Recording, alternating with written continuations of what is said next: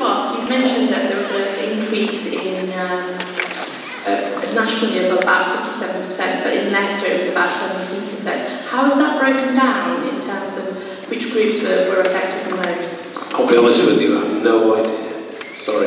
Yeah, it's interesting that you say you have no idea. Some of the things that we've seen have been along the lines of specific groups, and that's why I wanted to highlight. Is it some groups that need a bit more support than other groups, and maybe you should consider that? Thank you for the suggestion. My name is Miriam. I'm Jewish. I'm representing the Jewish community, but I'm involved in a synagogue. I had two questions I wanted to ask. One was, some while ago, before this immediate situation now, I was approached by the youth offending service. There was a youngster, I think he was about 13. He was crossed with a girl at school who he knew was Jewish, and so he threw out various racist words to her. The school acted very strongly and immediately involved the police, or whoever you report to exactly. And they approached us as a synagogue to make amends. What could he do? And he did a little project, some information, and he did something. We worked on something together. However, what made me anxious, and a couple of members of my community who are lawyers, was would he now have a record? Because as we're saying about victimising, I mean, he shouldn't have said those things. It needed to be done. There's absolutely no question of it. However, I don't think they were said with malice. They were innocent ignorance, and so that needs addressing. But we were very wary that from the age of whatever he was, 13 or something, that would hang over. So that was one question. The other question was, following up from what was said here, I applaud all those efforts. However, I think you're missing a point that the vulnerable, shy, reserved Muslims, Sikhs, Jews, whoever, need to have some contact via the synagogue, the Gurdwara, or the mosque. And I don't know if it's going on, but I would suggest involving maybe a lead member from each of those communities to be the contact person, like you were saying to Tom, if something came up. But so, is that something that could be? Can I answer that? Should we talk about our meeting on Thursday? Yes, please. Right. Yes. Is that all right? So that's what we will do in response to that specific one. We had coincidentally planned to talk about it anyway. There was the first. Yes, the first question. So you asked about whether a youth who is involved in that reparation programme is going to be actually have a record and will be stigmatised. There is one definite question or answer, as long as it's not particularly. Of course, it's all of that type of offending is serious, but as long as it isn't a Crown Court material, really, after the age of 18, it wouldn't be impacting on them anyway. But before that, the question really is, it depends, and it depends on what level of intervention there has been, whether it is an actual formal warning system, whether there has been a voluntary intervention, or whether it has been a formal recorded intervention by way of a warning or final warning. Wasn't it automatically with the youth offending team involved? Doesn't that automatically? Not necessarily, but my colleagues may know a little bit more detail on that. I don't know. That's about it, yes, really. So it depends, basically. But after 18, generally it won't adversely affect them. Dennis, do you get involved with youth at all or not? No. No, you don't, okay. Adults. Just Okay. We'll take these two questions, then we'll move on. Thank you, Tom. It's just a quick comment, really. The Sunday after the EU referendum, I was racially abused, really, driving up Wakeley Road, turning onto Gwendolyn Road. I did post it on Twitter. I was shocked. I was told to go back to my own country, and the P word was used by a white gentleman. I was really shocked, to be honest. It happened so quickly. I feel very British. I'm British, and I love being part of British society, and my family's been here for 4 generations. And my grandfather was part of the British Navy as well, so my great-grandfather was well in India, so we're part of all the British society then. I tweeted that, and straight away I was contacted by the Hate Crimes Unit, straight away, and by the Centre of Hate Crimes as well. And I was supported, I felt very supported. They responded, the police responded very quickly.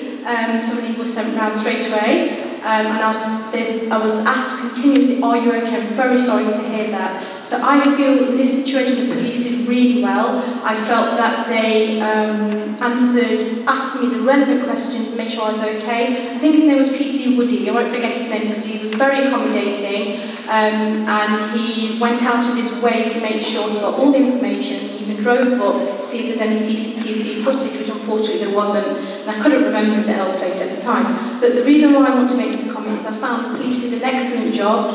Unfortunately, they couldn't take it further because there was no information. But I do want to say that they did work really, really well, and I feel confident that we should all report hate crime. Even if you feel it's insignificant, please do report it, because we need to, if anything, note down how many hate crimes are occurring and monitor that. Thank you. Thank you. Can I just... that's a really good comment. I'm sure my colleagues in the police will also be very pleased with that. Just one thing which that brings up for me is what we hear about a lack of understanding as to where hate crimes or the legislation supporting hate crimes comes from. It's not from the EU, and many people seem to think that it does all come from the EU. So that may be a message that we can also get out there. And I've got a question for the CPS, the police, and the Crime and Police Commissioner. My question is this. It has a run-up. In the run-up to the last two elections, the former Prime Minister David Cameron made immigration an issue. His government also declared that they were going to create a hostile environment in Britain for immigrants, and they proceeded to do that in Parliament by enacting a series of legislation that have a very real and horrific effect on people who are immigrants and also who look like immigrants. And in doing this, not only that, but through the things that they were saying in the press, they were creating the conditions that led to the post-Brexit spike in hate crimes. My question is, what is the position of the CPS, the police, and the Police and Crime Commissioner in instances where the state institutionalizes and normalizes the problem? So far as the CPS is concerned, as a civil servant, I had, like every other civil servant, a message the day after that referendum, which was, this is business as usual. We do what the public want as we're dictated to through Parliament. I certainly wouldn't be in a position to make any comment about what any particular government or government ministers might have said or not said. I think the position is the same for ourselves. I mean, obviously when we join, we take an oath to police fairly impartially, so it doesn't matter what colour, race, religion you are, we will treat everybody exactly the same. I've certainly done that throughout my career. I'm pretty sure the majority of my colleagues have as well, so what a government does, that's up to them, but we, police force and police officers, will all try and treat people fairly. I think the former Shadow Attorney General will give us a very good answer to that. Well, good evening, and I'm sorry I was late. I was actually giving an award to a police volunteer who's done an absolutely fantastic job for the community over many, many, many years. But it's a very good question, and I have to say, unlike the last two speakers, I can make a comment on it, I think. I think your analysis is basically correct. I think not entirely, but I think basically correct, because I think we have, well, the government's been careless, I think is the word I'd use, over the last number of years in relation to this extremely sensitive and important issue. I think things have been said, I think particular groups have been picked on rather deliberately when it's suited, and the next day something nice is said. But I think there has been an element of raising the stakes slightly. I don't think with the intention of causing hate crime, I have to say, but I think that may have been the consequence from time to time. I don't like having to say this because it's not a particularly pleasant thing to have to say either in a church or anywhere else. But I think there's an element of truth in what you say, and that's extremely worrying. And I think it should be a lesson for politicians on all sides, just to be really careful about how they put their points when they're looking for votes.